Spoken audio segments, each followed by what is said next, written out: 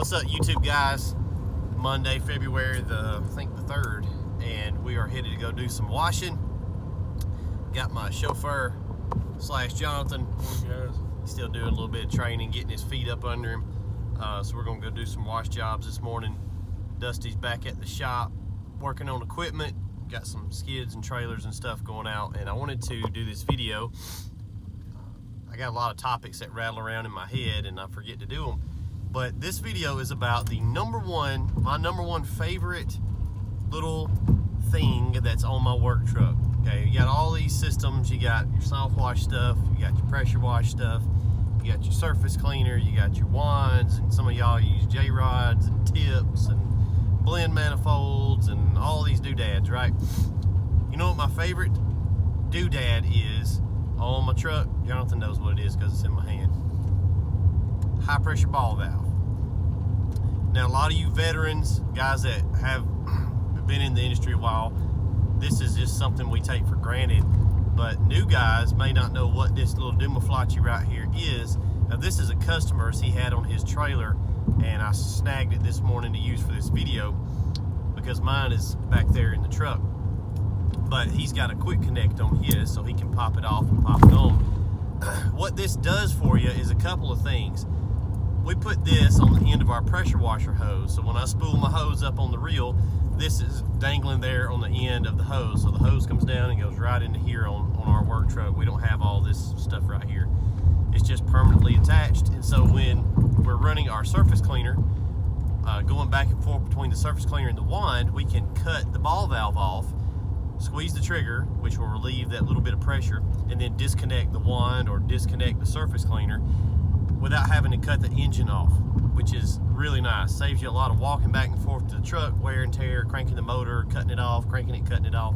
This gives you a cutoff point right there at the end, so that's cool. The biggest thing that it does, or my favorite thing, is for bulk rinsing. So the rinse question comes up a lot. How do you guys rinse? Actually, just last night I was telling some guys in the groups how we rinse.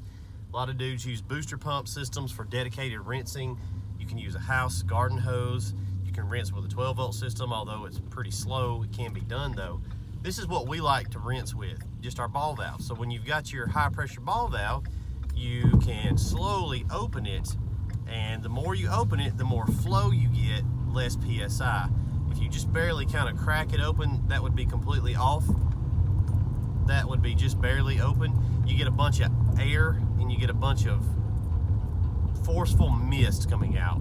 I like mine there's a sweet spot. You just have to play with it and see as you're using it. You'll open it slowly and you'll finally find that spot you like for bulk rinsing. So basically you get a super powered rinse capability with a high pressure ball valve. So if you've ever seen some of our videos or other guys' videos in their surface cleaning driveway, what they'll do is they'll do a section, they'll disconnect this off the surface cleaner, crack it open, and they'll rinse that pad off with this before all that dirt settles back down into the concrete, especially in the summer. When it's really hot, you want to make sure you rinse that crap off that you use your surface cleaner. It gets all that stuff off of the concrete and it's sitting there in puddles. Well, if you'll go ahead and rinse it off before it dries, if that dries, it kind of settles back down in the concrete, and then you kind of have to take more time on the rinse. So if you're rinsing like a 2-3 story building, this can get you way on up there for rinse power too.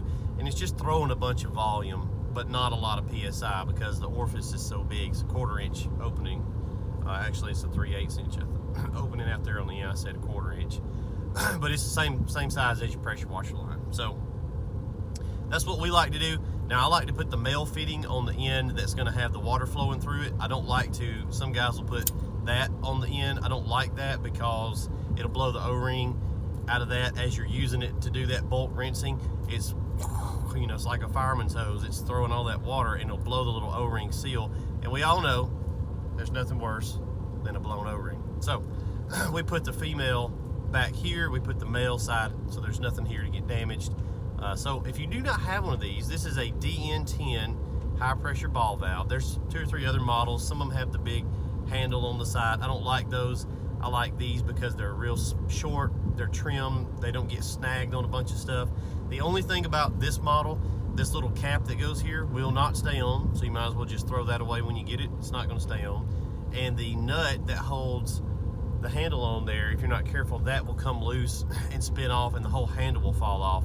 So what I like to do is take these, pop that little cap off that covers this, because you're going to lose it anyway, and take a punch and a hammer, and my phone's trying to tell me that it's got low battery.